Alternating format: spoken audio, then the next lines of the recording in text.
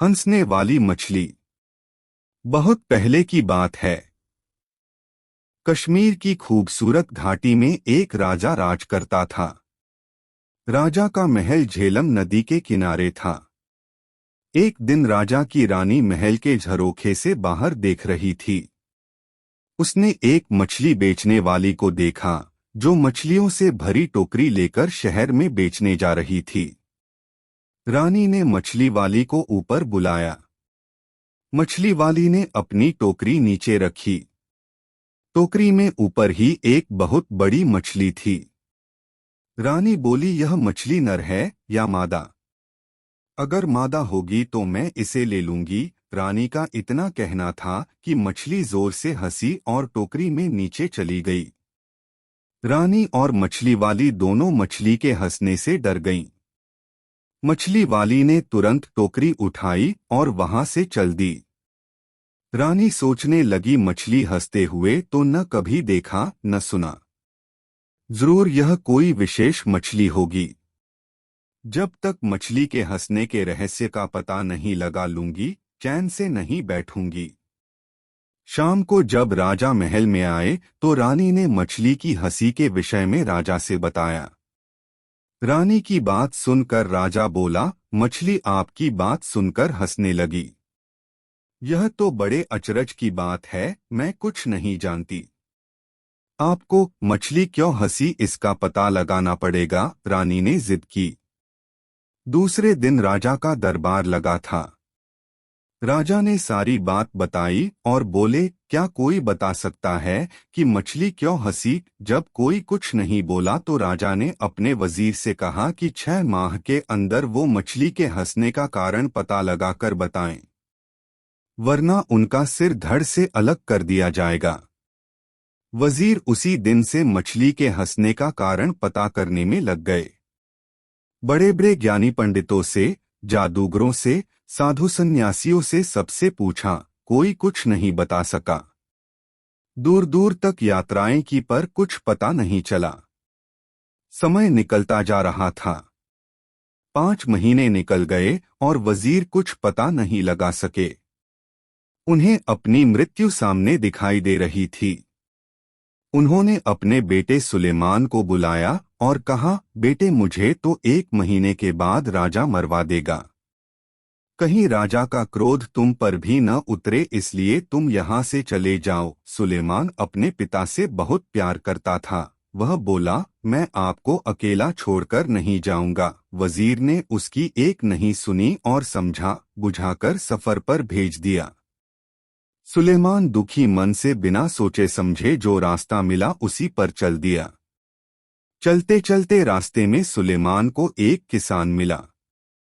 किसान शहर से सामान खरीदकर अपने गांव जा रहा था। सुलेमान ने सोचा, एक से भले दो। वह भी किसान के साथ साथ चलने लगा। थोड़ी देर चलने के बाद सुलेमान बोला, देखिए चलते चलते हम दोनों थक गए हैं। ऐसा करते हैं कि आधे रास्ते आप मुझे लेकर चलिए और आधे रास्ते मैं आपको लेकर चलता हूँ। इस तरह से रास्ता आसानी से कट जाएगा। किसान उसकी बात सुनकर अचकचा गया और सोचने लगा, आधे रास्ते यह मुझे लेकर चलेगा और आधे रास्ते में। कैसी बेवकूफ़ी की बात है। किसान उससे बिनी कुछ बोले चुपचाप आगे बढ़ता रहा। कुछ देर बाद दोनों एक खेत में पहुंचे। खेत में पकी हुई फसल कटने के लिए तैयार खड़ी थी। किसान ने फसल को देखा और बोला, कितनी अच्छी फसल है। यह सुनकर सुलेमान बोला, हाँ वह तो है, पर पता नहीं फसल खा ली गई है या बची है। सुलेमान का ऐसा जवाब सुनकर किसान गुस्से से बोला, खा ली गई है? क्या मतलब है तुम्हारा? देख रहे हो फसल अभी कटी नहीं है और तुम कह रहे हो खा ली गई है। किसान का ऐसा मिजाज देखकर सुलेमान बोला, मैंने तो यूं ही कह दिया। और वे फिर अपने सफर पर चल दिए। अब वे एक फूलों से भरी घाटी में पहुंचे। घाटी के एक ओर एक छोटी सी नदी बह रही थी। नदी के पार पहाड़ी थी जिस पर एक गांव दिखाई दे रहा था। किसान ने अपने जूते उतारे, पजामा ऊपर खोसा और नदी पार करने लगा। नदी अधिक गहरी नहीं थी पर धार बहुत तेज थी और तलहटी में ढेर सारे छोटे बड़े पत्थर थे। नदी पार करके किसान मुड़ा तो उसने देखा कि सुलेमान जूते पहने हुए ही नदी पार कर रहा था। सचमुच में ये पागल है, किसान ने सोचा। नदी पार करके दोनों पहाड़ी पर चढ़ने लगे। गांव के पास पहुंचकर किसान बोला, मेरे घर चलो, कुछ खा पी कर और आराम करके आगे के सफर पर निकल जाना। मुझे बड़ी खुशी होगी आपके घर चलकर, लेकिन क्या आपके घर की छत इतनी मजबूत है कि आप मुझे अपने घर ले जा सकें? सुलेमान ने जवाब दिया। अब किसान अपने गुस्से पर काबू नहीं रख सका और बोला, मैंने तो शराफत के नाते अपने घर आने की दावत दी थी। नहीं आना है तो मत आओ, पर मेरा अपमान तो मत करो। इतना कहकर किसान अपने घर की तरफ चल दिया। किसान की एक बेटी थी, गुलनार बहुत समझदार और चतुर थी। जब उसने अपने पिता का गुस्से से तमतमाता चेहरा देखा तो बोली, अब्बू क्या बात है, किस पर इतना नाराज हो रहे हैं? अरे एक लड़का है, रास्ते में मेरे साथ हो लिया।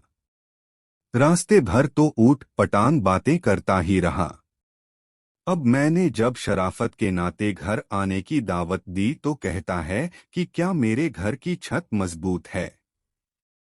जैसे वह आएगा तो उसके ऊपर छत गिर पड़ेगी। किसान बोला। अपने पिता की बात सुनकर गुलनार हंसने लगी।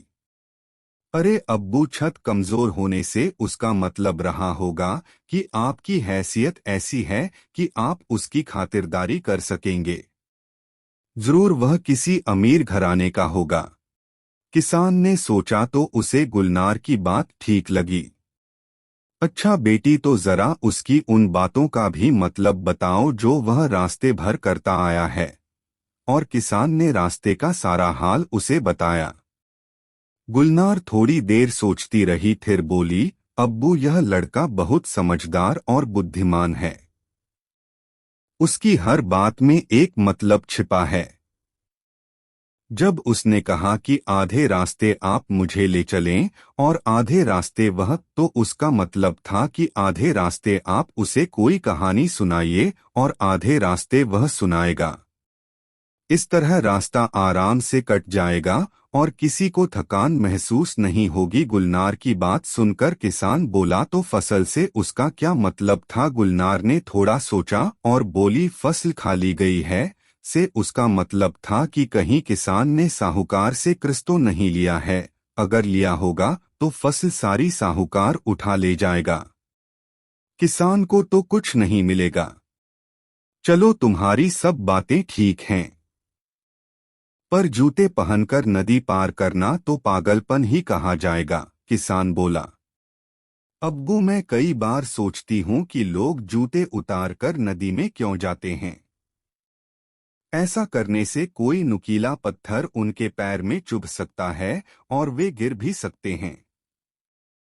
जूते पहने रहने पर पैरों का बचाव तो होगा। अपनी बेटी की बातें सुनकर किसान बोला, अरे यह लड़का तो सचमुच में बहुत अक्लमंद है। मैं अभी उसे लेकर आता हूँ, कहकर किसान घर से निकल गया। शाम को सुलेमान आया। खाना खत्म होने के बाद गुलनार ने सबको कहवा दिया। तब किसान ने उसे सारी बात बताई जो गुलंग ने उसे उसकी बातों के मतलब बताए थे, जिसे सुनकर सुलेमान समझ गया कि गुलनार बहुत बुद्धिमान लड़की है। तब कहवा पीते पीते सुलेमान ने अपने पिता और मछली की हंसी के बारे में बताया और बोला, अगर जल्दी ही मछली की हंसी का रहस्य नहीं सुलझा तो मेरे अब्बू की जान चली जाएगी। क्या आप कुछ मदद कर सकती हैं? गुलनार चुप होकर थोड़ी देर सोचती रही। कुछ देर में उसके होठों पर मुस्कान आ गई। चलिए मैं भी आपके साथ चलती हूँ। मछली के हंसने का रहस्य मैं राजा को ही बताऊंगी, वह बोली। सुलेमान गुलनार के साथ उसी वक्त अपने नगर की तरफ चल दिया। उसके पिता चिंता के मारे खाट से लग गए थे। सुलेमान को देखकर उसके पिता बोले, तुम क्यों आ गए? मैंने तुम्हें आने से मना किया था। अब वो आपकी चिंता खत्म हुई। गुलनार मछली की हंसी का रहस्य समझ गई है। आप हमारे साथ फौरन राजा के पास चलिए। वजीर को देखकर राजा ने पूछा, क्यों वजीर? मछली क्यों हंसी, कुछ पता चला? हाँ महाराज, इसका उत्तर यह लड़की देगी, वजीर बोला। गुलनार ने बताया, महाराज आपके महल में एक पुरुष स्त्री के भेष में रहता है। यह बात उस मछली को पता थी, इसीलिए वह हंसी थी। गुलनार ने बताया, हमारे महल में पुरुष? असंभव, राजा बोला। महाराज अभी इसका फैसला हो जाता है, गुलनार ने जवाब दिया। अब उसने एक बड़ा सा गड्ढा खुदवाया।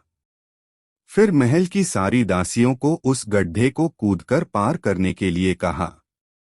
कोई भी दासी उस गड्ढे को पार नहीं कर सकी सिवाय उस दासी के जो असल में एक पुरुष था। वह एक चोर था और राजा के महल में चोरी करने के इरादे से रह रहा था। राजा ने उसे कारागार में डलवा दिया। राजा ने गुलनार को बहुत सारी धन दौलत इनाम में दी और उसकी बुद्धिमानी की सराहना की। थोड़े दिनों में सुलेमान और गुलनार का विवाह हो गया। दोस्तों, उम्मीद है कि आपको यह कहानी पसंद आई। दोस्तों, वीडियो को लाइक, चैनल को सब्सक्राइब, शेयर करें।